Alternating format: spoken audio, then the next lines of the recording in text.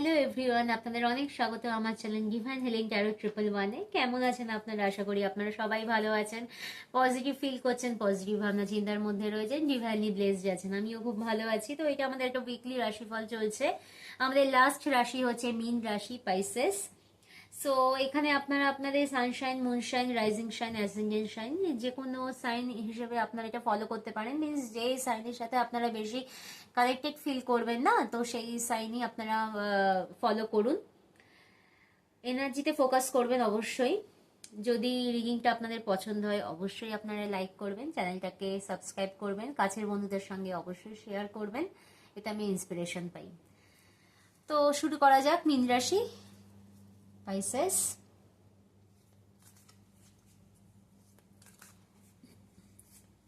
Thank you spirit, thank you, thank you, thank you, thank you very much.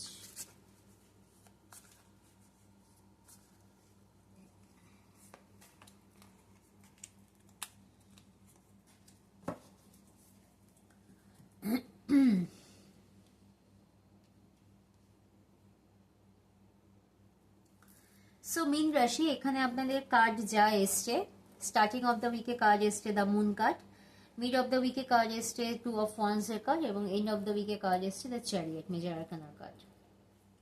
Moon card ও major আরকানার।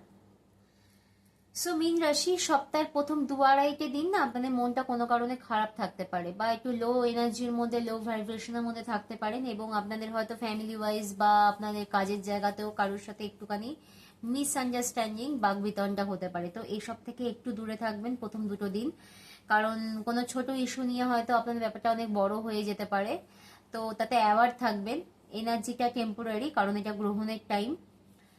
দেখুন মুনে দেখাচ্ছে চাঁদের সূর্যের উপরে চাঁদ এসছে, এটা টেম্পোরারি টাইম, এটা ফেভারেবল টাইম নয়।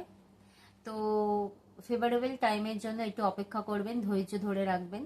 প্রথম 2-2.5 দিন যেতে দেবেন, তারপরে যা ডিসিশন নেওয়ার, অ্যাকশন নেওয়ার নেবেন।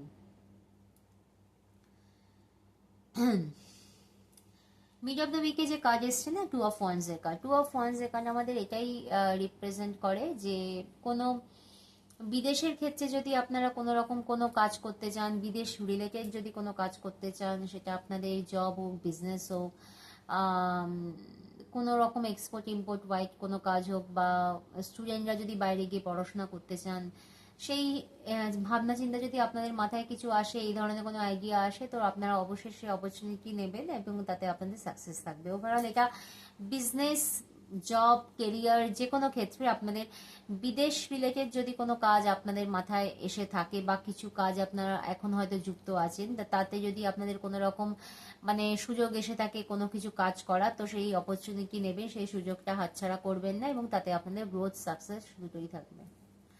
এন্ড অফ দ্য উইকে যে এনার্জি এসছে না, চ্যারিয়েট কার্ড। দেখুন চ্যারিয়েট কার্ডটা এখানে আমাদের এটাই রিপ্রেজেন্ট করছে না, যে এই সময় আপনারা যে কাজটা করবেন, যে কাজটা আপনারা মনে করবেন যে এই কাজটা আমি এইভাবে করলে আমার এই কাজটা এইরকম হবে, এইখানে আপনাদের অ্যানালিটিক্যাল পাওয়ার যথেষ্ট হাই হয়ে যাবে সপ্তাহের শেষে। 7 নম্বরে কাজ, এটা মেজর আরকানার নাম্বার 7। নাম্বার 7 আমাদের খুব অ্যানালিটিক্যাল পাওয়ার অনেক হাই করে দেয়। আপনারা প্রত্যেকটা ব্যাপারে মানে মানে কি বলবো, একদম মানে মাইক্রোস্কোপ দিয়ে দেখার চেষ্টা করবেন যে এটা এই, এটা ওই, সেটা সেই, মানে মানে যেন কোনো খুঁত না থাকে। মানে প্রত্যেকটা জিনিস আপনার ইনটিউশন লেভেল যথেষ্ট হাই হয়ে যাবে। আপনারা ঠিকের মধ্যে ভুল, ভুলের মধ্যে ঠিক খুঁজে বার করতে পারবেন, মানে কোন মানুষ কতটা অনেস্টি ওয়াইজ রয়েছে, ডিসঅনেস্টির মধ্যেও কোন মানুষের মধ্যে কতটা সততা রয়েছে, এগুলোও আপনারা বুঝতে পারবেন। হয়তো আপনারা স্পিরিচুয়ালিটির মধ্যে আছেন এবং যথেষ্ট পরিমাণে ইনার ওয়ার্ক করছেন, সো এইগুলো আপনারা বুঝে উঠতে পারবেন। ওভারঅল এটা খুব পজিটিভ কার্ড। এই এনার্জি আপনাদের সপ্তাহের প্রথম 2-2.5 দিন একটু নেগেটিভ এনার্জি থাকবে, তবে এই টাইমটা চলে গেলে পর মিড অফ উইক এবং এন্ড অফ উইকের কাজ যথেষ্ট পজিটিভ, যথেষ্ট আপনারা সাকসেস থাকবে, গ্রোথ থাকবে আপনাদের। তো মুন গাইডেন্স দেখে নিই। এই সপ্তাহের জন্য যেহেতু ফুল মুন চলছে 21শে জুলাই, এবং তার এনার্জি অন্তত 48 আওয়ার্স থেকে 1 সপ্তাহ অবধি এই এনার্জি স্টে করে। সো দেখে নেওয়া যাক মুন গাইডেন্স আপনাদের কি জানাচ্ছে। Thank you spirit, thank you, thank you, thank you, thank you so much.